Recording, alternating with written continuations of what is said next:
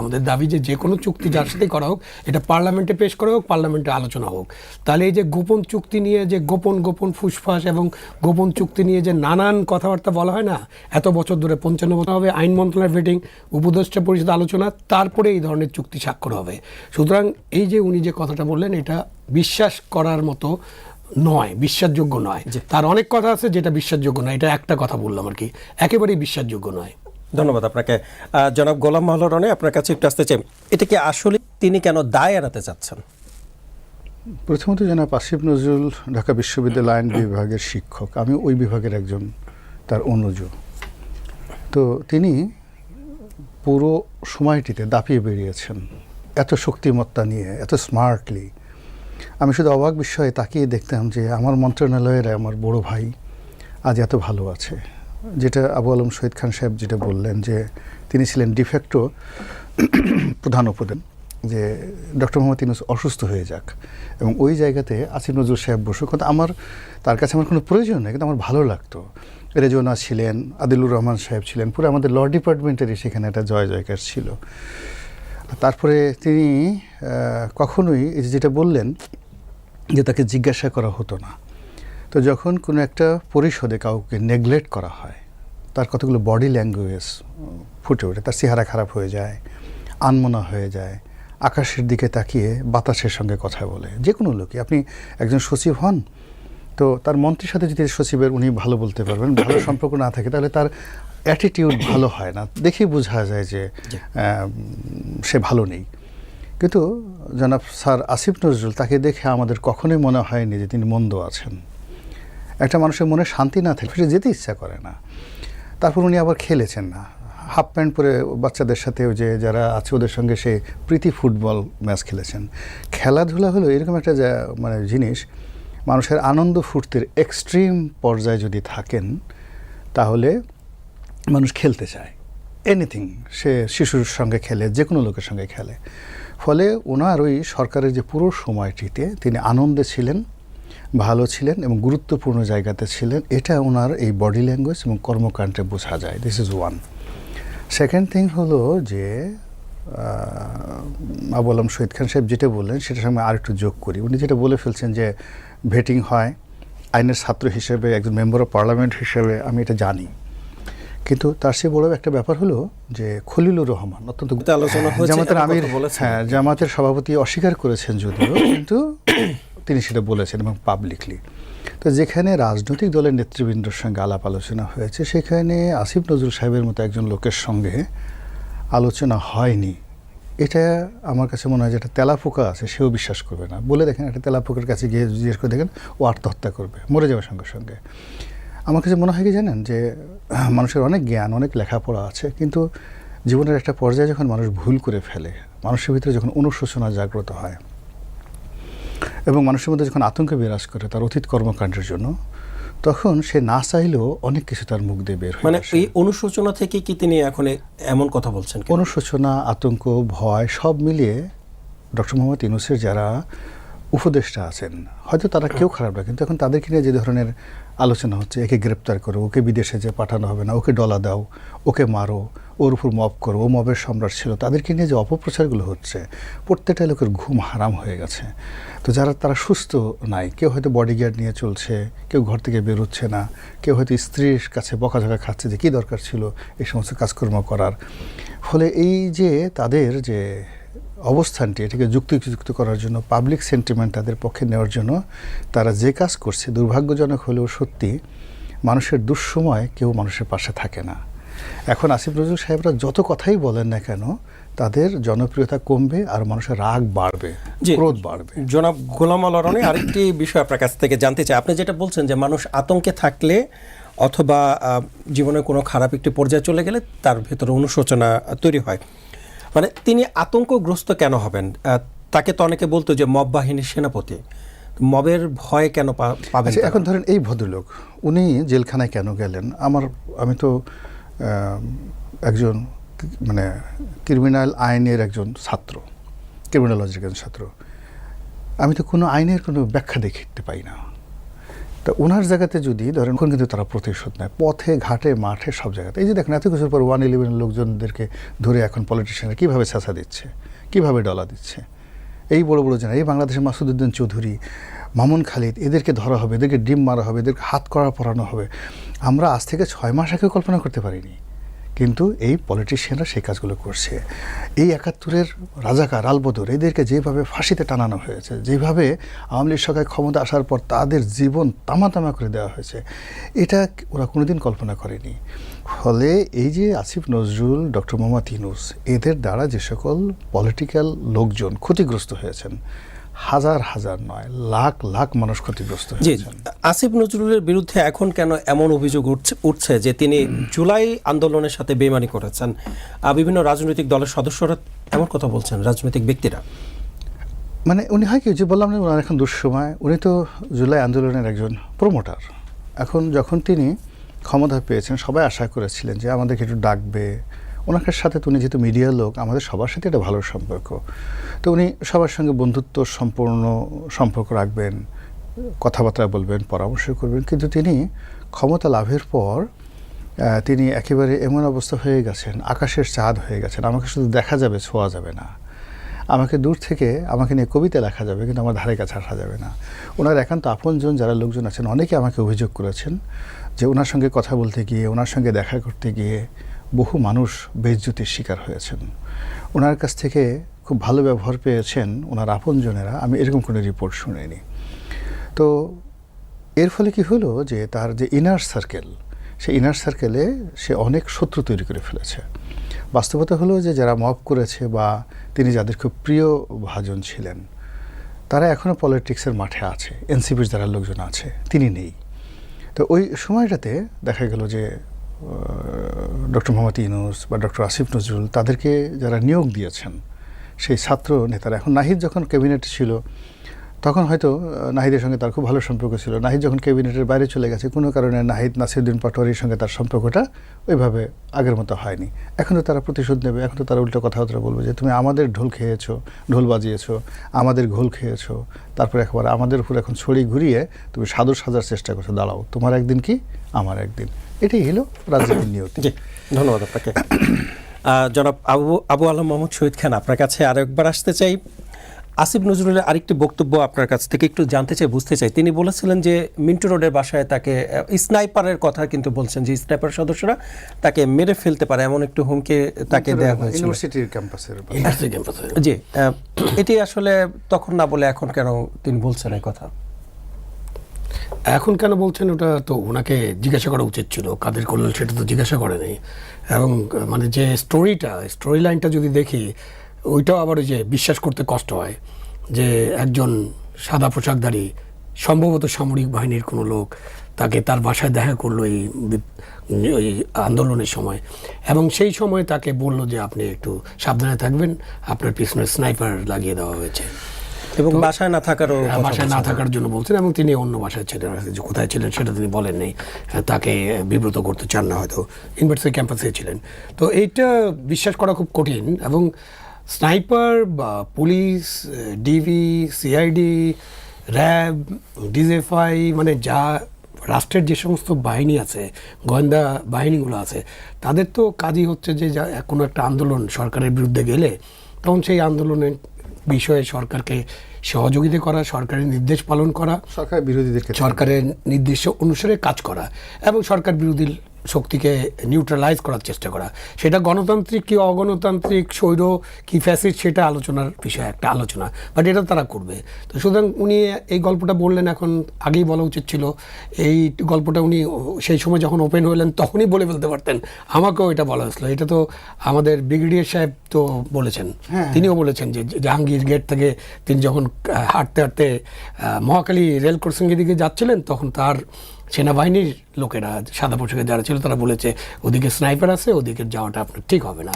তো বাংলাদেশে স্নাইপাররা আঘাত করেছে, হত্যা করেছে, এটা আমরা জানি, কিন্তু এইটার তো এখন একটা বিশাল তদন্তের ব্যাপার। এই স্নাইপাররা কারা ছিল, তাদের কাছে এই 7.62 রাইফেলটা কীভাবে গেল, কোত্থেকে আসলো, এবং সেই রাইফেলগুলো উদ্ধার হয়েছে কিনা, আদৌ আমরা এগুলো খুঁজে পেয়েছি কিনা। সুতরাং আসিফ নজরুল সাহেব এখন এটা বললে, এইটাও ওই ধরনের। এখন উনি যা বলবেন সেটা বিশ্বাস করতে মানুষের কষ্ট হবে। তিনি তো 32 নম্বরের ব্যাপারেও কথা বলেছেন, তিনি প্রথম আলো এবং ডেইলি স্টারে হামলা, আগুন দেওয়া এটার ব্যাপারে কথা বলেছেন। তিনি নাকি প্রথম আলোর সাথে প্রায় 7-8 ঘন্টা টেলিফোনে ছিলেন। ধরেন একটা দেশে একটা সরকার আছে এবং সেই সরকারের পুরা সেনাবাহিনী তখন মাঠে, পুলিশ বাহিনী আছে, পুলিশের মনোবল খারাপ ছিল, সেই পর্যায়ে কথা একটা পুলিশ হতো কিছুটা উইক ছিল। বাট যদি সরকার চায় সরকার কোনো বাধা দিতে পারবে না, বাধা দিয়ে উচ্ছৃঙ্খল জনতাকে ঠেকাতে পারবে না, এইটা কোনোভাবেই 100-100 দেওয়াই যাবে না। এটা তো ফেল মার্কস এবং ইউ হ্যাভ ফেল্ড। উনি বলছেন এটা আমাদের ব্যর্থতা। তো এই ব্যর্থতা তো তখন ছিল এবং এই ব্যর্থতার কারণে তো ওনারা ওই যে আমরা বড় বড় কথা বলি না অনেক সময়, আমরা হঠাৎ করে একটা রেল অ্যাক্সিডেন্ট হলে বলে ফেলি যে এই রেলমন্ত্রী পদত্যাগ করে কিনা। কেন বলি এটা, ভারতে একবার এরকম একটা ঘটনা ঘটছিল, রেলমন্ত্রী পদত্যাগ করেছেন। বিদেশে যেখানে পার্লামেন্ট আছে, ওয়েস্টার্ন পার্লামেন্ট, সেখানে মন্ত্রীরা মাঝে মাঝে পদত্যাগ করেন কোনো অভিযোগ উঠলে। আমাদের দেশে এটা হয় না। তো উনি এত বড় ব্যর্থতার পরে উনি ছিলেন কেন গভর্নমেন্টের সাথে? এখন বলতেছেন আমাকে এইসব বিষয়ে কনসাল্ট করা হয়নি, আমি জানি না, আমাকে জানানো হয় নাই। আমার যে সমস্ত কনসার্ন, তার কনসার্নের মধ্যে একটু আসি। তার কনসার্নের মধ্যে তিনি চমৎকার একটা কথা বলছেন যে আগে ফ্যাসিস্ট আমলে বা কর্তৃত্ববাদী শাসন আমলে একটা মামলা হতো, খালি গায়েবী মামলা হতো। এখন উনার সময় কি হলো? উনার সময় নাকি গায়েবী মামলা হয়নি, ট্রু গায়েবী মামলা হয়নি। তাহলে কি হয়েছে উনি বললেন, নিজেই ব্যাখ্যা দিলেন, গায়েবী অভিযুক্ত হয়েছে শত শত। তো গায়েবী অভিযুক্ত, উনি আইনের ছাত্র, আরও ভালোভাবে বলতে পারবেন। আমি পুলিশ স্টেশনে গেলেই কি আমার মামলা নেবে নাকি পুলিশ? আমি যদি এখন পুলিশ স্টেশনে যাই বলি একটু পরেই যে ইয়ার একটা আলোচনা ছিলাম, রনি সাহেব আমাকে হত্যা করার চেষ্টা করছে, আমি তার বিরুদ্ধে একটা হত্যা প্রচেষ্টা মামলা করতে চাই, নেবে উনি? উনি তো বলবে যে আপনার সাক্ষীকে, কখন ঘটেছে, কোথায় গেছিলেন, সেখানে সাক্ষী আছে কিনা, আপনার সাক্ষীদের সাথে কথা বলতে হবে, তারপরে না মামলা নেবে। তো পুলিশ স্টেশনে আপনি যখন এফআইআর করতে যান অথবা জিডি করতে যান, তখন পুলিশের একটা কাজ আছে, তারপরে তো বিচারের একটা কাজ আছে। তার মধ্যে উনি এটাও বললেন যে ওনারা নাকি একটা সংশোধনী করেছিলেন। তো কল্লোল তাকে তো জিজ্ঞেস করেনি। এই জন্য আসিফ নজরুলের সাথে আমরা একটু নিজেরাই একটু আলোচনায় বসি না কেন? উনি আসুক, আমরা বসা হলে তাহলে ওনাকে জিজ্ঞাসা করতাম যে আপনি যে সংশোধনী করলেন, সংশোধনী করারও 7-8 মাস হয়েছে, এই সংশোধনী মানে একটা পর্যায়ে যে পুলিশই একটা নোট দিতে পারবে যে এই মামলায় তদন্ত করে দেখা গেল যে এখানে এই অভিযুক্তরা ওখানে ছিলেনই না, তো তাহলে তাদেরকে অভিযোগ থেকে অব্যাহতি দেবে কোর্টে যখন এটা পেশ করবে। একটা মামলাতে কি এটা করা হয়েছে? একটা মামলার কি জামিন শুনানি ঠিকমতো হয়েছে? 18 মাস ধরে মানুষ মামলাতে আছেন, জামিন শুনানি হয়, জামিন রিজেক্ট হয়, হাইকোর্টে জামিন শুনানি হয় না। এবং এসব বিষয়ে সিনিয়র আইনজীবীরা, ব্যারিস্টার স্যাররা বলছেন এবং অন্যান্য আইনজীবীরা বলেছেন যে উচ্চ আদালতে এখন তো শুনানিই হয় না, আদেশ পাওয়া তো দূরের কথা। তাহলে উচ্চ আদালতগুলো, নিম্ন আদালতগুলো, যেখানে আসিফ নজরুল সাহেবের নিজের এলাকা, সেই সব জায়গায় তো কোনো ধরনের আইনানুগ কাজ করতে আমরা দেখিনি এবং তাকে অ্যাক্টিভ হতে দেখিনি। তো এখন উনি এসব বললে তো এটা তো বিশ্বাসযোগ্য হবে না এবং একটা হালে পানি পাবে না। একটি বিষয় আপনার কাছে একটু জানতে চাই যে কিছুদিন আগে আমরা দেখেছি যে সংসদ থেকে ওয়াকআউটের একটি ঘটনা ঘটেছে এবং পরবর্তীতে রাজপথে বিক্ষোভের ঘটনাও ঘটেছে। আর সেখান থেকে বিরোধী দলীয় ঐক্য জোট যারা ছিলেন তারা বলেছেন যে ডক্টর মোহাম্মদ ইউনূস এবং সাবেক উপদেষ্টাদের রাজপথে নামার আহ্বান জানিয়েছেন। এখন কি তারা রাজপথে ডক্টর ইউনূসকে নামবেন? এটা একটা ভালো প্রশ্ন এবং তারা চেয়েছেন ডক্টর ইউনূসের তো নৈতিক দায়িত্ব, বিকজ এই যে সংস্কার প্রক্রিয়া এটা তো উনি পরিচালনা করছেন। উনি যে কি ঐক্যমত্য কমিশনের চেয়ারম্যান উনি ছিলেন, ওনারও একজন লেফটেন্যান্ট ছিল, মানে আসিফ নজরুলকে যেরকম আমরা বললাম যে প্রধান উপদেষ্টা ডিফ্যাক্টো, তো ওইখানে ঐক্যমত্য কমিশনের ডিফ্যাক্টো চেয়ারম্যান ছিলেন আলী রিয়াজ সাহেব, উনি তো নাই এখন। তাদের উচিত ছিল আলী রিয়াজ সাহেবকে বলা যে আপনি আসেন, আপনি এখন এত কিছু করছেন, আপনি জনগণের সামনে রাজপথে নামা মানে তো জনগণের সামনে তুলে ধরতে হবে, প্রেস ক্লাবে আপনি মানববন্ধন করতে পারেন, সেখানে আলী রিয়াজ সাহেব, ডক্টর ইউনূস, আসিফ নজরুল সবাই যেতে পারেন, বলতে পারেন যে আমরা এই জন্য এসব করেছি। মানে এখন তারা গা বাঁচানোর চেষ্টা করবে। ডক্টর ইউনূস নামবেন এই প্রশ্ন করাই তো দরকার নেই। ডক্টর ইউনূস কখনো নামছেন কিনা, তার হোল লাইফের ক্যারিয়ারটা দেখেন না, তার হোল ক্যারিয়ারে কখনো তিনি জনগণের পক্ষে কোনো কিছুর জন্য, জনগণের স্বার্থে কোনো বক্তব্য দিয়েছেন বা নেমেছেন এরকম কোনো প্রমাণক আমার কাছে নাই। রনি সাহেবের কাছে থাকতে পারে, আমি কখনো আমরা কিন্তু কখনো দেখিনি যে তিনি দেখিনি। এখন আমি তো দেখিনি, আপনারা দেখছেন কিন্তু কোনো সময় জনগণের পক্ষে এক লাইন লেখা, একটা স্ট্যাটাস দেওয়া অথবা কথা বলা, এটা তিনি কখনো করেনি। তিনি যা করেছেন জনগণের সামনে আছে, আর তিনি প্রধান উপদেষ্টা হিসেবে যা করেছেন তার তো লিস্ট আছে, পুরা লিস্ট নিয়ে তো আমাদের আলোচনা করার দরকার নেই। আপনি প্রধান উপদেষ্টা হিসাবে আপনার সাধারণ একটা জিনিস, সাধারণ আইন, জেনারেল প্রিন্সিপাল আর কি আইনের, যে আমি যখন একটা দায়িত্বে থাকবো, আমি দায়িত্বে থাকা অবস্থায় এমন কিছু করব না যেটা কন্ট্রাডিক্ট করবে, যেটা ব্যক্তি স্বার্থে চলে যাবে, রাষ্ট্রের কাজে লাগবে না। তো উনি তো লিস্ট আছে সেখানে কি কি করেছেন। তিনি অবশ্য একটি কাজ করেছেন যে বেকারত্ব দূরীকরণে তিনি ঋণ দিয়েছেন মানুষকে। 3-0 আর বেকারত্ব দূরীকরণ, বাংলাদেশের বেকারত্ব দূরীকরণের ইতিহাস নিয়ে আলোচনা করতে হলে ফুল ডে আলোচনা করতে হবে। এই যে ঋণের খপ্পরে যে মানুষ, আমি গ্রামে যাই, রনি সাহেব তো জানি, কারণ তার তো গ্রামের জনগণের সাথে দেখা আছে।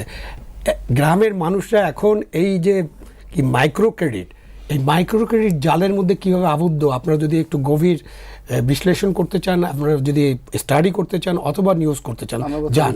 একজন ধরেন পারুল, সে প্রথম গ্রামীণের কাছে লোন নেয় 50,000 টাকা, ওইটা ঠিকমতো দিতে পারে না, তখন আরেকজনের কাছে, আশার কাছে যায়, সেখান থেকে 1 লাখ টাকা লোন নিয়ে গ্রামীণ লোন শোধ করে, মানে এটা লোন তারপরে আশার থেকে আরেকটার কাছে যায়, হ্যাঁ ধরেন যে আরেক এনজিও ব্র্যাকের কাছে গেল, ব্র্যাক থেকে তারপর যা আর ঠ্যাঙ্গা মারার কাছে চলে গেল, বুঝছেন। এরকম করতে করতে 7টা-8টা লোন, এবং 7টা-8টা লোনে এই গ্রামের লোকগুলো আবদ্ধ, পরে গরু বিক্রি করতে হয়, পরে হালের বলদ বিক্রি করতে হয়, চাল বিক্রি করতে হয়, এবং এনজিওরা কি করেছে এটা তো আমরা জানি। সুতরাং উনি যে দারিদ্র দূরীকরণের জন্য লোন দিয়ে বাংলাদেশের, তাহলে বাংলাদেশের মানুষ এখনো দরিদ্র কেন? ওনার অ্যাক্টিভিটিস, ধরেন রাষ্ট্রকে আমরা ব্যর্থ রাষ্ট্র, রাষ্ট্রের যারা ক্ষমতায় ছিলেন সবাই ব্যর্থ হয়েছেন, আমলারা ব্যর্থ, দুর্নীতিবাজ, কর্তৃত্বপরায়ণ, অনেক নানান অভিধায় আমরা অভিহিত করতে পারি। তো এই যে আমাদের দেশে এনজিওরা শত শত কিংবা হাজার হাজার এনজিও যে কাজ করলো, তাতে তো আমাদের দারিদ্র সীমার উপরে লোকজন চলে যাওয়া উচিত ছিল। এখন তো দারিদ্র সীমার উপরে লোকজন, এখন এই করোনা এবং তারপরে যে এই যে 18 মাস, এটা তো 40%-এর বেশি এখন আবার দারিদ্র সীমার নিচে নেমে গেছে। তাহলে কী লাভ হলো? এবং উনি ওনার সময়ে কি এমন কাজ করলেন? আপনি যে জিজ্ঞেস করলে মানুষ দেখবেন যে তারা এই সব মাইক্রো ক্রেডিটে তারা সন্তুষ্ট নয়, তারা বাধ্য হয়। হ্যাঁ, মহাজনী লোনের চেয়ে এই লোন একটু হয়তো বেটার, মহাজনী লোন, আমি জানি না বেটার কিনা, মহাজনের কাছে যে রেট অফ ইন্টারেস্ট তার চেয়ে হয়তো একটু বেটার, বাট তারা যে রেট অফ ইন্টারেস্ট বলে তার চেয়ে ব্যাংক রেট অনেক অনেক নিচে, তার চেয়ে সরকারের যে অনুদান যায় বা সরকার যেসব দেয় তা চলে যায়। এখন তো এই সরকারি সে 10,000 টাকা পর্যন্ত কৃষি লোন মাফ করে দিচ্ছে না। তো আমাদের এনজিওরা তো তাদের কি, তাদের যে শুরুটা দেখেন আর তাদের যে তরক্কিটা দেখেন, তাদের বিশাল বিশাল বিল্ডিং, তাদের এই বিশাল বিশাল মানে কর্পোরেট হাউস, তারপর সেখানে আবার সেন্টার, সেখানে আবার আরও 20টা প্রতিষ্ঠান, তো তারা তো বেড়ে উঠেছে। তাহলে গ্রামীণ গরিবদেরকে বিক্রি করে এইসব কিছু কিছু এনজিও, সব এনজিও না, কিছু কিছু এনজিও তো তারা তাদের বৃদ্ধিটা দেখলেই তো বোঝা যায় যে এটা কি লোন দিয়ে দারিদ্র মুক্তি হয়েছে নাকি শোষণ করে তাদের আখের ভালো হয়েছে, তারা মোটা তাজা হয়েছে। এমন একটা প্রশ্ন থেকে যায়। ধন্যবাদ আপনাকে জনাব গোলাম মোল্লা রনি। একটু আসতে চাই আপনার কাছে। আলোকচিত্রে শহীদুল আলম, আমরা মানে ভেবেছিলাম যে তিনি হয়তো অন্তর্বর্তী সরকারের একজন উপদেষ্টা হবেন, কিন্তু পরবর্তীতে তিনি যখন হলেন না, ভেবেছিলাম যে বিএনপির সাথে হয়তো সখ্যতা রয়েছে, এর কারণে হয়তো হননি। কিন্তু আমরা দেখেছি সম্প্রতি তিনি জামাত এনসিপির সুরে কথা বলছেন, বক্তব্য দিচ্ছেন। মানে এই বিষয়টিকে আসলে আপনি কীভাবে ব্যাখ্যা করবেন? আমার কাছে না এই ভদ্রলোককে বাংলাদেশে একটা বিস্ময়কর মানব বলে মনে হয়। আমি একটা বুঝি না যে শুধুমাত্র ছবি তুলে, ক্যামেরা দিয়ে ছবি তুলে একটা মানুষ এত প্রভাবশালী হতে পারে, এটা আমার মাথায় ঢোকে না। আমি যদি এটা জানতাম, আমি ছোটোকাল থেকে সব কাজ কোনো বাদ দিয়ে শুধু ক্যামেরা দিয়ে ছবি তুলতাম, ওনার মতো হতাম।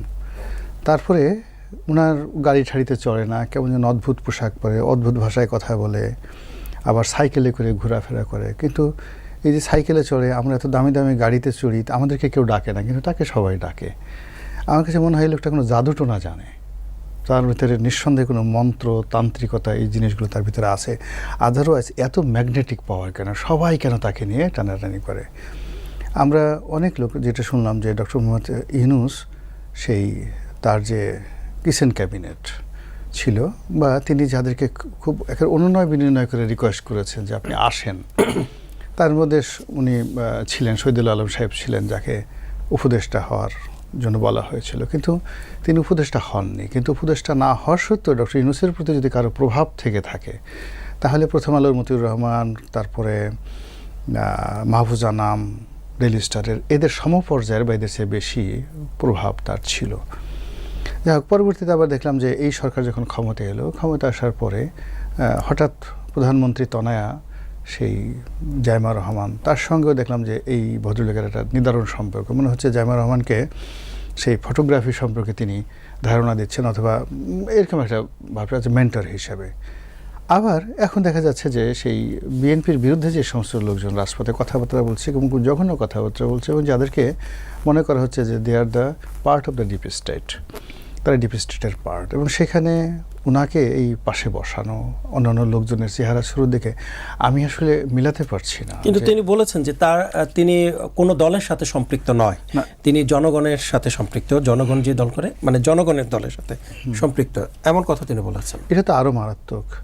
এটা আরও মারাত্মক হলো যে তিনি এই কথা বলার অর্থ বিএনপি জনগণের দল নয় এবং বিএনপির সাথে জনগণের কোনো সম্পর্ক নেই। আর এখন তিনি যাদের পাশে বসেছেন তারাই দেশের সমস্ত জনগণকে রিপ্রেজেন্ট করে, এবং যেহেতু তারা দেশের সমস্ত জনগণকে রিপ্রেজেন্ট করে, তাদের দলে এই ভদ্রলোক যোগদান করেছেন। তো কাজেই বিএনপির আসলে ক্ষমতা থেকে মানে পদত্যাগ করে এই যে যারা শহীদুল আলমের সঙ্গে কোঅপারেশন করছে তাদের হাতে ক্ষমতা হস্তান্তর করে তারপর শেষে বাংলাদেশ থেকে চলে যাওয়া উচিত, বা বাংলাদেশে থাকলে খুব মাথা নুয়ে থাকা উচিত। আরেকটি বিষয় একটু আপনার নজরে নিয়ে আসি। এখনই গণ অভ্যুত্থানের কথা বলা হচ্ছে। এই সরকারের তো মাত্র 1.5 মাস অতিক্রম করেছেন, তাহলে এই যে গণ অভ্যুত্থান সরকার হটাও বা সরকার হটাতে বেশি সময় লাগবে না, অতীতে সরকার যেহেতু হটানো গিয়েছে এই সরকারকে হটাতে বেশি সময় লাগবে না, এমন কথা বলছেন হাসনাত আবদুল্লাহ বলেছেন, এটিএম আজহারুল ইসলাম তিনিও বলেছেন, শহীদুল আলম তিনিও বলেছেন। মানে সরকার হটানোর কথা অথবা গণ অভ্যুত্থানের কথা এখন কেন সামনে আসছে মাত্র 1.5 মাসের একটি সরকার? আচ্ছা, প্রথমত আমি এখানে খুব সংক্ষেপে বলি। 1 নম্বর হলো যে তারা সত্য কথা বলেছেন। আগে আওয়ামী লীগের যে কর্তৃত্ববাদী শাসন ছিল সেই শাসনে সিভিল ব্যুরোক্রেসি, মিলিটারি ব্যুরোক্রেসি, এমনকি জুডিশিয়ারি, তারপর জনগণের মধ্যে ভয় তৈরি করা এবং প্রতিপক্ষ রাজনীতিবিদদেরকে নিয়ন্ত্রণে রাখার যে অসাধারণ সফলতা শেখ হাসিনার ছিল, তার 1000 ভাগের 1 ভাগ সক্ষমতা বর্তমান সরকার এখন অর্জন করেনি। হয়তো পারবে, তারাও যদি 17 বছর থাকে হয়তো এর চেয়ে বেশি পারবে, কিন্তু এখন পর্যন্ত 1000 ভাগের 1 ভাগ সক্ষমতা নাই যেটা শেখ হাসিনার ছিল। আর সেই শেখ হাসিনাকে যারা ক্ষমতাচ্যুত করেছেন তাদের তো একটা অহমিকা বোধ থাকবে, গর্ব থাকবে, আত্মতৃপ্তি থাকবে যে আমি এটা কাজ করেছি। ফলে সেই দিক থেকে তারা সরকার যে থ্রেট দিয়েছে যে আমরা শেখ হাসিনাকে পতন করেছি, তাকে দেশ থেকে তাড়িয়ে দিয়েছি, তোমাদেরকে ফেলে দেওয়া মানে আমাদের কোনো বিষয় না। ফলে এই কথার মধ্যে যুক্তি আছে, এটা অস্বাভাবিক কিছু না। তারা ফেলবে কি ফেলবে না, করবে কি করবে না, এটা তাদের দয়া মায়ের উপর নির্ভর করবে, নাম্বার 1। নাম্বার 2 হলো যে এখানে যে অভ্যুত্থানটি হয়েছে এখন এটা প্রমাণিত যে এই অভ্যুত্থানের পেছনে দেশি বিদেশি অনেকগুলো চক্র ছিল। এই অভ্যুত্থানের পেছনে স্নাইপার রাইফেল ছিল, FBI থেকে শুরু করে বিভিন্ন প্রতিষ্ঠানের নাম আমরা অভিযোগে পাই যে এদের একটা বিরাট শক্তি ওই সময় ঢাকার রাজপথে ছিল। যে সকল ক্যাজুয়ালিটি হয়েছে, হত্যাকাণ্ড হয়েছে, খুন খারাপি হয়েছে, তার সঙ্গে অনেক অজানা শক্তি জড়িত ছিল।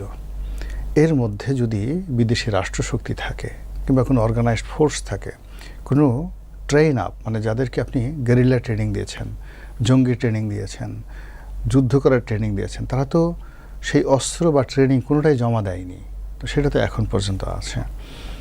তো ফলে কি হলো যে যারা ক্ষমতায় ছিল 17 মাস, তারা কি এদের সঙ্গে এই যে গ্রুপটি শেখ হাসিনাকে ক্ষমতাচ্যুত করেছেন তাদের সঙ্গে তারা সরাসরি সম্পৃক্ত, তাদের ইনফ্লুয়েন্স না তাদের ভালোবাসার ফসল, এটা হয়তো গবেষণা করে আমাদের বলতে হবে, উই আর নট শিওর। কিন্তু যেটা বলা যাচ্ছে সেটা হলো যারা শেখ হাসিনাকে হটানোর পেছনে নিয়ামক হিসেবে ছিলেন তারা ডক্টর মোহাম্মদ ইউনূসের জমানাতে ছিলেন দুনিয়ার সবচেয়ে হ্যাপিয়েস্ট ম্যান। তারা কারো যদি ম্যাট্রিক পাস হয় সে প্রিন্সিপালের কান মলে দিতে পারতো, প্রাইমারি হাই স্কুলের ছেলেরা। কেউ হয়তো জীবনে BCS করাতে দূরের কথা, একটা কেরানির চাকরি পাবে না, সে সচিবালয়ে অবাধে ঢুকে গিয়ে একেবারে সবচেয়ে বড় সচিব যে কয়জন আছে তাদের মধ্যে একজন ধরেন ক্যাবিনেট সচিব আছেন, তারপর শেষে সংস্থাপন সচিব আছেন, তাকে অপমান করতে পারতো, তার কাছ থেকে ঘুষ নিতে পারতো, তাকে বলতে পারতো ডিসি এই জায়গায় 20টা ডিসি এখান থেকে চেঞ্জ করে দাও। পুরো জিনিসটি তাদের মতো চলতো। তারা ইচ্ছে করলে মব করতে পারতো, যে কোনো বাড়ির সামনে গিয়ে তারা স্লোগান দিতে পারতো, সেই লোকের বাড়ি ঘরে থেকে বের না হওয়ার জন্য হুমকি ধামকি দিতে পারতো। তার ইচ্ছা করলে যার গরু ছাগল সব নিয়ে যেতে পারতো। এমনকি আসিফ নজরুল সাহেব চিন্তা করেন, তার বাসা থেকে ছাগল ধরে নিয়ে তার চোখের সামনে জবাই করে খেয়ে ফেলছে। আসিফ নজরুল এটা একটু শব্দ করতে পারেন নাই। এটা আপনি জানেন না সেই ঘটনা, আসিফ নজরুলের সেই ছাগল, এবং সে যখন মন্ত্রীর বাড়িতে ছিলেন। তো এইরকম তাদের ক্ষমতা ছিল, এরকম ক্ষমতা ছিল যে মন্ত্রীর বাড়িতে আইনমন্ত্রীর ছাগল নিয়ে জবাই করে পাশের সামনে তারা জিয়াফত খাচ্ছে। তো মন্ত্রী কিছু বলার ছিল না। ফলে ওই কথা যখন তারা স্মরণ করে, তখন তারা আবার সেটা ফিরে পেতে চায়, আবার সেখানে যেতে চায়, আবার তারা মনে করে যে না, আমাদের সেই দিন কবে আসবে। এই জন্য হয় কি, ওই যে বিপ্লব বলেন, গণ অভ্যুত্থান বলেন, এটাকে তারা মনে করছে আনফিনিশড রেভলিউশন।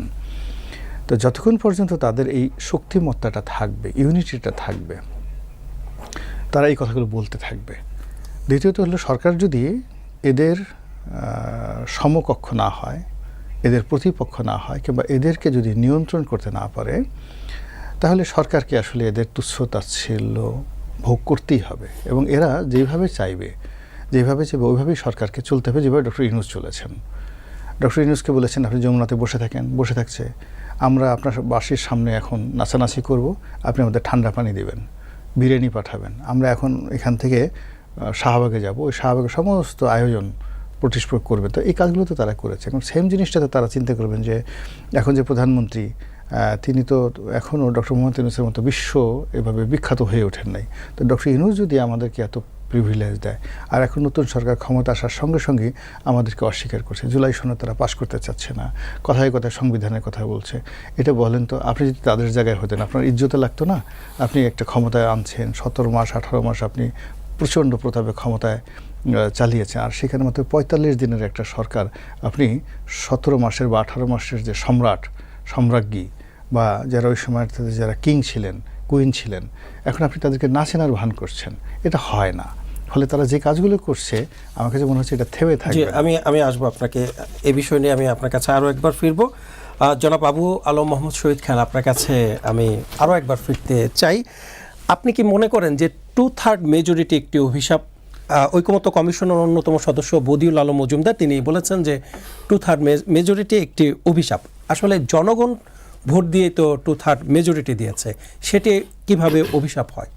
যখন এসব বুদ্ধিমান এবং মেধাবী কথিত মানুষেরা বা সুশীল সমাজের লোকেরা এই ধরনের মন্তব্য করেন, তখন তো নিজের প্রতি খুব বিব্রত বোধ করি, নিজের প্রতি ঘৃণা আসে। কারণ হচ্ছে জনগণের ভোটে নির্বাচিত বা জনগণ ভোট দিয়েছে, সেইটাকে তো আপনি 2/3 মেজরিটি পেয়ে গেছে জনগণের ভোটে, সেটাকে তো আপনি এটা বলতে পারেন না।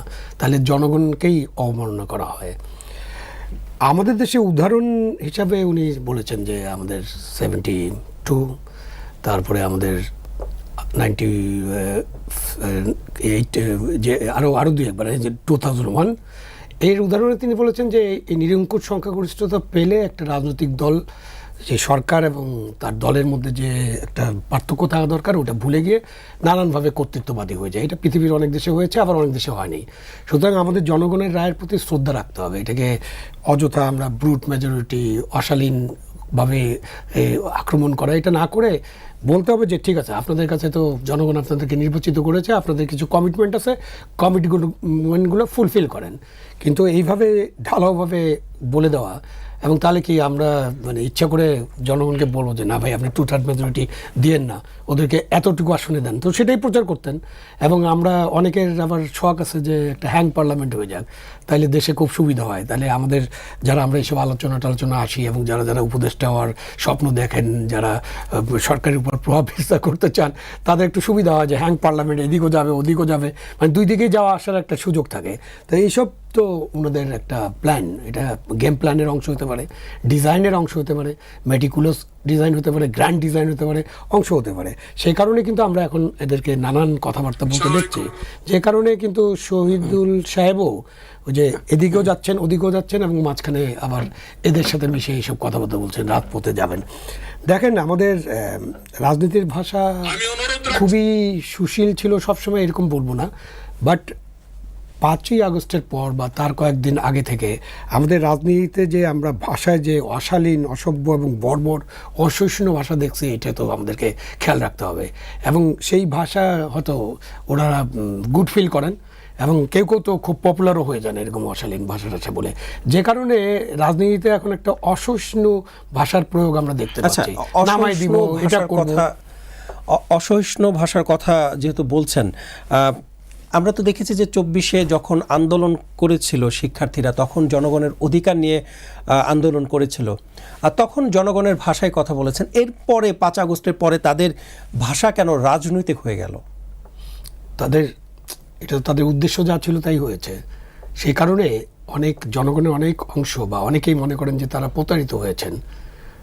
যেমন শেখ হাসিনার দুঃশাসন বলেন বা একটা ফ্যাসিবাদ বলেন, সেটা থেকে তিনটা নির্বাচনের যে ঘটনা ঘটেছে সেগুলো থেকে মুক্ত হয়ে বাংলাদেশে একটা অবাধ, নিরপেক্ষ, স্বাধীন নির্বাচনের মধ্য দিয়ে জনগণ যাকে পছন্দ করবে সেরকম একটা সরকার আসবে, এটাই তো জনগণের আকাঙ্ক্ষা মানে ছিল, স্বপ্ন ছিল। এটার পেছনে কি?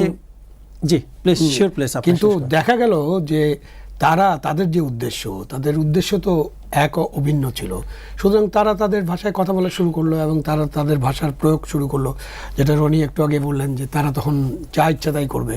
আমরা এখন প্রধান উপদেষ্টার বাসভবনের সামনে যে নাচানাচি করব অথবা আন্দোলন করবো, প্রধান উপদেষ্টা ঠান্ডা পানি দিবে, বিরিয়ানি দিবে, ঠান্ডা পানির বর্ষণ হবে, তারপর শাহবাগে যাব, সেখানে ব্যবস্থা হবে। তো তারা তো এগুলো ভোগ করেছেন। এবং আপনি প্রথম বলছিলেন না যে মবের সম্রাট বা সম্রাট হচ্ছে ডক্টর ইউনূস, আর সেনাপতি হচ্ছে আসিফ নজরুল। তো এখন আসিফ নজরুল ওই কারণেই ভয় পায় যে তারা যে মবের রাজত্ব কায়েম করেছিলেন সেই রাজত্ব তো এখনো শেষ হয়নি। বিএনপি ক্ষমতা আসার বা ক্ষমতা গ্রহণের বা দায়িত্ব গ্রহণের মাত্র 50 দিনের মতো হচ্ছে।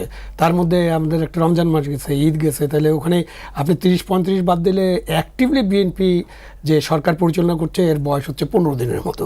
তো এই 15 দিনের মধ্যে বিএনপিতে এইভাবে গুছিয়ে নেওয়া এবং তাদের সব কিছু ঠিকঠাক করা, এটা তো বিএনপি এখনও ওই জায়গায় যেতে পারেনি যেটা তারা হয়তো আর আগামী 6 মাসের মধ্যে চলে যাবে। তখন আপনি এই দুর্বল অবস্থায় তাকে আঘাত করা, দুর্বল অবস্থায় আপনি দেখেন দেশে কত বড় বড় সমস্যা আছে। আপনার এই যে মধ্যপ্রাচ্য যুদ্ধের কারণে যে সংকট, জ্বালানি সংকট, হামের টিকা নিয়ে যে কাণ্ড করেছেন ইউনূস সাহেব এবং তার স্বাস্থ্যমন্ত্রী, তার কর্মচারী স্বাস্থ্যমন্ত্রী, গ্রামীণের কর্মচারী, তো তারা যা করেছেন তার ফলে শত শত শিশু মারা গেছে। অলরেডি 105 বা 10-এর জন মারা গেছে। তারপরে আপনার আরো দ্রব্যমূল্য আছে, দ্রব্যমূল্য আছে। তো এইগুলো নিয়ে সংসদে আলোচনা হওয়া উচিত, এইগুলো নিয়ে বরঞ্চ প্রস্তাব নিয়ে আলোচনা হওয়া উচিত। সেখানে আমরা এখন আছি যে সংসদে এটা কি সাংবিধানিক পরিষদ গঠন করতে হবে। সাংবিধানিক পরিষদ গঠন না করলে সব কিছু নষ্ট হয়ে যাবে। কিন্তু আমার যে মূল সমস্যা, জনগণের সমস্যা, এটা নিয়ে কোনো আলোচনা নেই এবং ওইটাই নিয়ে রাজপথে যাব। ওইটাই নিয়ে এখন কেউ ব্যস্ত হয়ে গেছেন যে এখন ফেলে দিতে হবে। সরকার ফেলে দেওয়া কিন্তু এত সহজ না।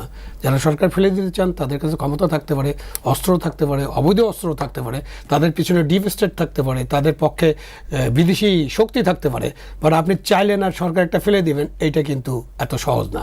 এবং বারবার জনগণ প্রতারিত হবে, আপনার কথা শুনে হঠাৎ করে রাজপথে নিয়ে যাবে এবং রাজপথে যে রক্ত দিবে, আবার স্নাইপার রাইফেল ব্যবহার হবে 7.62।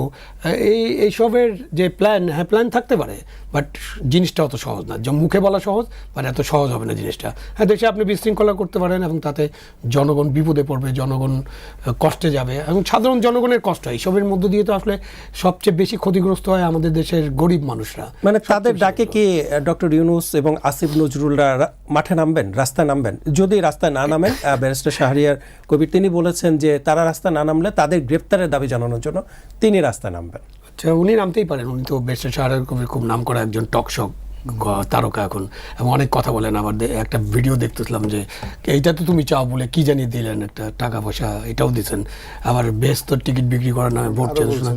আরও বিএনপির ভাগ্য ভালো, সে পার্লামেন্টে যায়। হ্যাঁ, তো সুতরাং ব্যারিস্টার শাহরিয়ার সাহেব কি বলেন না বলেন ওইটার উপর খুব গুরুত্ব দিয়ে তাকে গুরুত্ব দেওয়ার কোনো কারণে এরকম বলতে পারেন। আর গ্রেপ্তার করার কারণ থাকলে গ্রেপ্তার হবেন। এখন যখন আপনি ঘোড়ার পিঠে না বাঘের পিঠে উঠছিলেন, তারপরে আপনি কি করছেন? হ্যাঁ, হামের টিকা যে ঠিক মতো আনা হলো না এবং এটা নিয়ে যে একটা কেলেঙ্কারি করা হলো, এটার দায়িত্ব তো নিতে হবে, স্বাস্থ্য উপদেষ্টাকে নিতে হবে। দায়িত্ব আসলে কে নেবেন? দায় অবশ্যই অন্তর্বর্তীকালীন সরকারের। কারণ হলো যে আপনার তো একটা প্ল্যান থাকে। তাহলে তাদেরকে কেন এখনো জবাবদিহিতার আওতায় আনা হচ্ছে? এই যে আপনারা প্রশ্ন করছেন, এটাই তো স্বাস্থ্য উপদেষ্টার। না, এটাই জবাব দিই। আপনি প্রশ্ন করছেন রাষ্ট্র থেকে কেন? রাষ্ট্র জানতে চাইতে পারে। এখন রাষ্ট্র তো এখনো গুছিয়ে নিতে পারেনি। যখন প্রয়োজন হবে তখন তো রাষ্ট্র করবে। আর রাষ্ট্র না করলে তো জনগণের জবাবদিহি চাবে এবং চাচ্ছে। তো অনেকেই তো কথা বলছেন বলছেন, এবং এটা তো একটা মানে হত্যা, শিশু হত্যার মতো ব্যাপার ঘটে গিয়েছে। রনি তো অনেক কথা বলেছেন এই নিয়ে, আমি তার একটা শো দেখেছি, মানে নিজের শো দেখেছি, সেখানে বলেছেন উনি এখানে এইটা তো ক্ষমার অযোগ্য অপরাধ। আপনি শিশুদের টিকার বিষয়টা গুরুত্ব দিবেন না, আপনি ওখানে বসে বসে ওই যে ঠান্ডা পানি, বিরিয়ানি, নাস্তা এবং 6 মাস কি 8 মাস ধরে খালি সংবিধান সংশোধন এটা নিয়ে আলোচনা করলেন। আর কোনো কাজ ছিল না দেশে। আমাদের স্বাস্থ্য সেক্টরে কি করতে হবে, শিক্ষা সেক্টরে কি করতে হবে, কৃষি সেক্টরে কি করতে হবে, নারী সেক্টরে কি করতে হবে, সেখানে আমরা কাজ করি নাই। মানে কোনো ওদের তো সংস্কার কমিটি করা হয়েছিল, কমিশন গঠন করা হয়েছিল।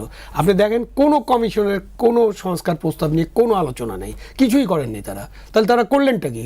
তারা এই 8 মাস 8 মাস ধরে খালি এইটা নিয়ে আলোচনা করলেন, এবং সেটাও একটা এমন জিনিস বের করলেন যেখানে নোট অফ ডিসেন্ট আছে। নোট অফ ডিসেন্ট কি ঐক্যমত্য হয় নাকি? ঐক্যমত্য কমিশনের নোট অফ ডিসেন্টের সাথে কি সম্পর্ক? আপনি সেইটাই ঐক্যমত্য করবেন যেটা সকলে ঐক্যমত্য মানে হয়েছে। 8 মাসে যে নাস্তা খাওয়া হলো আর সরকারি অর্থ ব্যয় করা হলো, একমতে মানে আসতে পারলেন না কেন? মানে এটা আসলে এটার পেছনে একমতে আসতে দুর্বলতা পারেনি, কি ছিল? এটার একটাই উত্তর হলো যে আপনি তো জোর করে চাপিয়ে দিতে চাচ্ছেন। আপনি বিদেশ থেকে লোক এনে একটা বিদেশি প্রেসক্রিপশন, এবং আপনি অনেকগুলো জিনিস তো একসাথে শুরু করছেন। আপনি তো প্রথম বললেন যে আমি সংবিধান ছুঁড়ে ফেলে দিব, তারপর যিনি এসেছিলেন ডক্টর আলী রিয়াদ, জামায়াতের আমির তিনি বললেন বলেছেন যে- সংবিধান পুনর্লিখন করতে হবে। তারপর পুনর্লিখন হলো না, আচ্ছা আমরা আলাপ আলোচনা করি। তারপর সংবিধান সংশোধনে আসছে। সংবিধান সংশোধন করা তো অবশ্যই সম্ভব, এটা তো সংশোধন হয়েছে, এটা হয়নি এরকম না।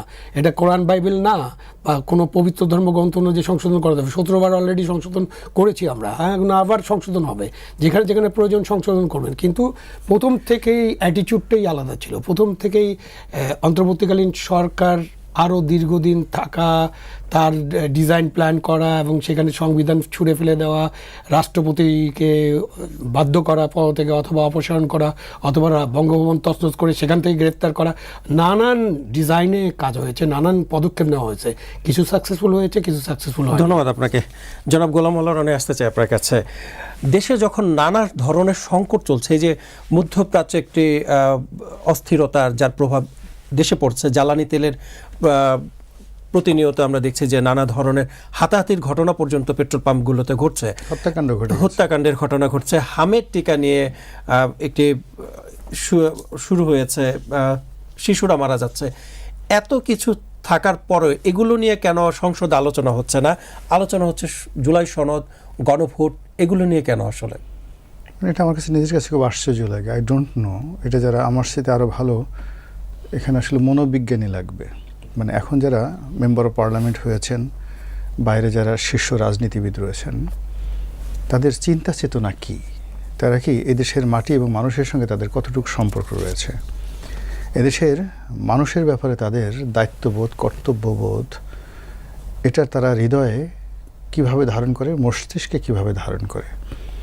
আর ওগুলো হৃদয় এবং মস্তিষ্কে ধারণ করার পরে সেগুলো আচরণ হিসাবে, অ্যাজ এ হিউম্যান বিহেভিয়ার হিসেবে কিভাবে বহির্প্রকাশ ঘটে, এটা আমি বলতে পারবো না। যারা মনোবিজ্ঞানী, এদের সাইকোলজিক্যাল ট্রেস ছাড়া বলা যাবে না। কিন্তু আমরা স্বাভাবিকভাবে যেটা দেখি যে যারা পলিটিশিয়ান, রাজনীতিবিদ, তাদের পুরো জীবনটাই আসলে জনগণকে নিয়ে তারা ব্যস্ত থাকে, নিজেদের স্বার্থের কথা চিন্তা করে না। দেখা গেল যে খাবার বসছে, অনেক বড় মন্ত্রী এমপি, আমি নিজে দেখেছি, খাবার খেতে বসছে, হঠাৎ করে ঢাকা মেডিকেল থেকে একটা টেলিফোন আসলো, তার নির্বাচনী এলাকার একটা লাশ, ওখানে গরিব মানুষের একটা লাশ পড়ে আছে। সে খাবার রেখে দৌড়ে ঢাকা মেডিকেলে চলে গেল। ওখান থেকে সেই লাশ সৎকারের ব্যবস্থা করা, চলে যাওয়া, পাঠানো, সব ব্যবস্থা করে গভীর রাতে যখন আসলো, তখন তার আর খাবারের সময় নেই। তো এরকম ঘটনা আমি রাজনীতিবিদদের মধ্যে অহরহ দেখেছি। তো সেই জিনিসটি যদি আমি এখন যারা রাজনীতিবিদ যারা আছেন, আমি তো দেখলাম যে সবাই যার যার নিজ নিজ কর্ম নিয়ে ব্যস্ত। কেউ নিজেকে দেবতা বানাচ্ছে, কেউ নিজের প্রিয়জনকে দেবতা বানাচ্ছে, দেবী বানাচ্ছে, একটা পোর্টফোলিও তৈরি করছে। প্রতিপক্ষ চিন্তা করছে যে আমি ওই জায়গাতে যাব, আর পক্ষ মনে করছে না আমি যেখানে আছি এখানে তাকে আসতে দেওয়া। তাহলে কি বলা যায় যে রাজনীতি আসলে রাজনীতিবিদদের হাতেই নেই? মানে রাজনীতি এখন যারা আছে তারা তো রাজনীতিবিদই। মানে এখন উনি একটা শব্দ ব্যবহার করেন, আপনি যেটা বলছিলেন যে রাজনীতিবিদরা সবসময় নিজেদের কথা ভাবে না, জনগণের কথা ভাবে। মানে ওর এখন যারা আছেন তাহলে তারা কি রাজনীতিবিদ নন? একজন আবুল শহীদ উনি একটা কথা বললেন সো কল্ড মানুষ, বোধহয় বদিল আলম কি বলছে, তা আমি এটা মানে সো কল্ড শব্দটা কিন্তু ভীষণ রকম একটা বাজে শব্দ। মানে তথাকথিত মানুষ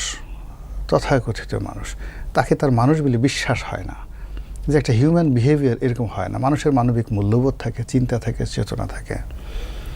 রাজনীতিবিদ বা অন্য যে কোনো পেশার মানুষকে আপনি যখন সো কল্ড বলবেন, রাজনীতিবিদ হওয়ার জন্য, রাজনীতি করার জন্য, রাজনীতির যে বোধ এবং বুদ্ধি এটা হৃদয়ে ধারণ করার জন্য প্রথমত হলো যে আপনাকে ওইরকম একটা human body and mind, political human mind and political human body, এটা নিয়ে জন্মগ্রহণ করতে হবে। জন্মের পরই তাকে দেখে শুনে মনে হয় যেন একটা পলিটিশিয়ান, বড়ে পলিটিশিয়ান, এই ক্লাসে যাচ্ছে, স্কুলে যাচ্ছে, অন্য মানুষের সহযোগিতা করছে, মিছিল করছে, মিটিং করছে 1-2 থেকে। তো এখন যারা আছে তাদের ছাত্র জীবন, কর্মজীবন, পারিবারিক জীবনে মানুষের জন্য কি করেছে না করেছে আমি এখন পর্যন্ত জানি না, তারা ভালো বলতে পারেন। 200-র বেশি সার্ভিস ও ফিচারে লেনদেনের সব বিকাশ অ্যাপে সম্ভব। তারপরে 2 নম্বর হলো যে রাজনীতি করার জন্য আসলে প্র্যাকটিস লাগে। তো আওয়ামী লীগ জমানাতে তো বিএনপি এবং জামাতে যারা লোকজন তারা তো রাজনীতি করতে পারেননি, এজন্য আসলে আই এম সিম্প্যাথাইজড। তারা সবাই দৌড়ের উপর ছিলেন, জেলে ছিলেন। জেলে তো রাজনীতি শেখা যায় না, ওখানে সারাদিন মানুষ দোয়া পড়ে, দরুদ পড়ে, তসবিহ পড়ে, তাহলিল পড়ে, আর অনুশোচনা করে, আর অনেকে রাগ হয় যে আমি বের হয়ে নিই, তারপর তোমাকে দেখাবো। তো এরকম একটা অবস্থার মধ্যে ছিল। তখন হঠাৎ করে এখন এই যে উনি বললেন যে 40 দিন হলো বা 45 দিন হলো এই সরকার আসছে, এর মধ্যে যদি ওয়ার্কিং ডেজ ধরেন নট মোর দ্যান 7 ডেজ, তো 7 দিনে আসলে তাদের যে রাজনীতির যে ক্রিয়া এবং কর্ম এটা বোঝা যাবে না, কোনো অবস্থাতে বোঝা যাবে না, তাদেরকে সময় দিতে হবে। এখন তাদের মনোবেদনা, তাদের কষ্ট, তাদের চাওয়া, তাদের পাওয়া, এই জিনিসগুলোই যেহেতু গত 17 বছরের বঞ্চনা, তো আপনাকে যদি 17 বছর ধরে সারা দিন শুধু আচ্ছা মতো কিলানো হয়, পিটানো হয়, গুতানো হয়, তারপর আপনাকে দৌড়ের উপর রাখা হয়, এরপরে যখন আপনি স্বস্তিতে বসবেন তখন ওই 17 বছরের স্মৃতি আপনাকে প্রথমত তাড়িত করবে। তার আশেপাশে আপনি কি গর্তের উপর বসে আছেন না চেয়ারের উপর বসে আছেন, এটা বুঝতেও আপনার একটা নির্দিষ্ট সময় লাগবে। এখন যারা এই মুহূর্তে বিরোধী দলে আছেন, এই মুহূর্তে যারা রাজপথে আছেন, এই মুহূর্তে যাদের পরিচয় পলিটিক্যাল লিডার্স, রাজনীতিবিদ হিসেবে যাদের পরিচয় আছে, এটা আত্মস্থ করার পর আমরাও বুঝতে পারবো যে তারা আসলে সত্যিকার অর্থে পলিটিশিয়ান কিনা। আচ্ছা, 17 বছরের কথা যেহেতু বললেন, 17 বছরে আমরা দেখেছি যে বিগত সরকারের আমলে জামাত বিএনপি সবচাইতে অত্যাচারের শিকার হয়েছেন, নানা জেল জুলুমের শিকার হয়েছেন। এখন তো তাদের বন্ধুত্বপূর্ণ সম্পর্ক থাকার কথা জামাত, এনসিপি এবং বিএনপির মধ্যে, কিন্তু আমরা দেখছি যে তাদের মতবিভেদ, এটি কি আসলে লোক দেখানো নাকি না লোক আসলেই তাদের বিরুদ্ধে, মানে তাদের মধ্যে একটা দাকুমরা সম্পর্ক তৈরি হয়েছে? একটা দার্শনিক সূত্র আছে যে দুর্বলেরা কখনো একত্রে থাকতে পারে না, দুর্বলেরা সবসময় মারামারি, কাটাকাটি, গন্ডগোল বাছাই করে কখন এইগুলো অনেকের লুফলস আছে, ল লুফলস, যেটা ঐক্যমত কমিশন অদক্ষতার পরিচয় দিছে, যেটা জামাতে ইসলাম বাংলাদেশ এবং বিএনপির যে বিশেষ কমিটি করা হয়েছে জয়নুল আবেদিনের নেতৃত্বে, আমাদের ব্যারিস্টার জয়নুল আবেদিনের, সেই কমিটি রিপোর্ট অনুযায়ী যে এইগুলো আসলে যাচাই বাছাই না করলে সমস্যা। বাকি আছে 20টার মধ্যে 20টার মধ্যে 4টে আপনি যেটা গুম খুনের কথা বলেছেন। দেখেন, এই গুমের ব্যাপারে যে আইন আলী রিয়াজের নেতৃত্বে কমিটি করে দিছে, এই আইনে একজন গুম হয়ে গেলে তার সর্বোচ্চ সাজা কি হতে পারে, কি হওয়া উচিত? ওনাদের নিয়ম অনুযায়ী 1 বছর 6 মাস, 2 মাস, 3 মাস। আবার এই গুম হওয়া ব্যক্তির আপনার তদন্ত করে মানবাধিকার কমিশন। মানবাধিকার কমিশনের কোনো আপনার ওয়ার্কফোর্স আছে যে তদন্ত করার? দিতেন আপনারা? না শোনেন, মানে মানবাধিকার কমিশনে আর আপনার আমরা বলছি যে না, এটা যেহেতু নির্বাহী মানে আপনার ল এনফোর্সিং এজেন্সি তদন্ত করবে এবং এই মামলাগুলো আইসিটি অ্যাক্টে দিতে হবে, তাই এটা ভালো পানিশমেন্ট, ক্যাপিটাল পানিশমেন্ট হবে না, আইসিটি অ্যাক্টে মানে কঠিন পানিশমেন্ট হবে। আর একই বিচারে একটা লোক গুম হলো, মানবাধিকার একটা মামলা যদি হয়, তাই তার ওই যে আপনার ক্রিমিনাল কোর্টে মামলা হচ্ছে না, একটা অফেন্সের জন্য কয়টা মামলা হবে? আইদার ক্রিমিনাল অফেন্স হবে অর আপনার হিউম্যান রাইটস ভায়োলেশনের জন্য একটা মামলা হবে, তাই না? একটা হইতে পারে। এরকম একটা গোজামিল দিয়ে করছে। শেষ পর্যন্ত বিরোধী দল এবং আমাদের বিএনপির যে কার্য উপদেষ্টা কমিটি আছে তাদের যে বৈঠক হিসেব এটা বুঝতে তারা সমর্থ হয়েছে। দেখেন এখন গত 2 দিনে কিন্তু আমরা এই একে একে বিলগুলো পাশ করছি এবং 2 বেলা এখন সংসদ হচ্ছে। যেহেতু 9 এপ্রিল আমি জানি, আমি পত্রিকা দেখলাম 7 এপ্রিল লিখছে, কিন্তু আমি জানি 9 এপ্রিল ডেডলাইন, এর মধ্যে আপনাকে এটা করতে হবে। সেদিন 2 বেলায় আমরা সংসদ চালিয়ে এই বিলগুলো থেকে উত্থাপন করলে তখন এগুলো আবার বিল আকারে পাশ করতে হয়। এর জন্য একটা বিল পাশ করতে অনেক সময় 5-7 মিনিট সময় লাগে এবং 100 হয়ে উঠবে সুপ্রিম কোর্টের। এই জন্য আমরা বলছি যে এটা এই আইনটা সচিবালয় যেটা আছে এটা থাকবে, কিন্তু এটা কিছু আইন পরিবর্তন স্বৈরতন্ত্র হয়ে উঠতে পারে। তারপর দেখেন এই যে বলছে বিচারক নিয়োগে তো আপনার আমাদের সংবিধান বলছে যে প্রেসিডেন্ট প্রধান বিচারপতির সুপারিশ ক্রমে হয়, এখানে তা রাখা হয়নি। তার মানে কি সংবিধানের একটা আর্টিকেল না আমার প্রধান বিচারপতি প্রেসিডেন্টের প্রধান বিচারপতি এবং প্রেসিডেন্টের সুপারিশ ক্রমে বিচারপতি নিয়োগ হয়। এইটা এই তত্ত্ব এই বর্তমান কমিশন রাখিনি, ওরা একটা কি যেন করছে। তার মানে বিচারককে প্রধান বিচারপতিকে পাশ কাটিয়ে বিচারক নিয়োগ, বুঝছেন? এইটাকে আমরা 2 দলই ঠিক করছি না, এটা আমাদের রিফর্ম করতে হবে। এই জন্য এই বিলগুলো এখন উঠানো হচ্ছে না, যেহেতু এখানে কাজ বাকি আছে। 9 এপ্রিলের মধ্যে সম্ভব না। সুতরাং এই যে মানুষ ভুল জানে, সংসদ অধিবেশনগুলো পর্যবেক্ষণ করে দেখবেন যে না আমাদের মধ্যে একটা ভুল হানি জানে, কিন্তু তাহলে তো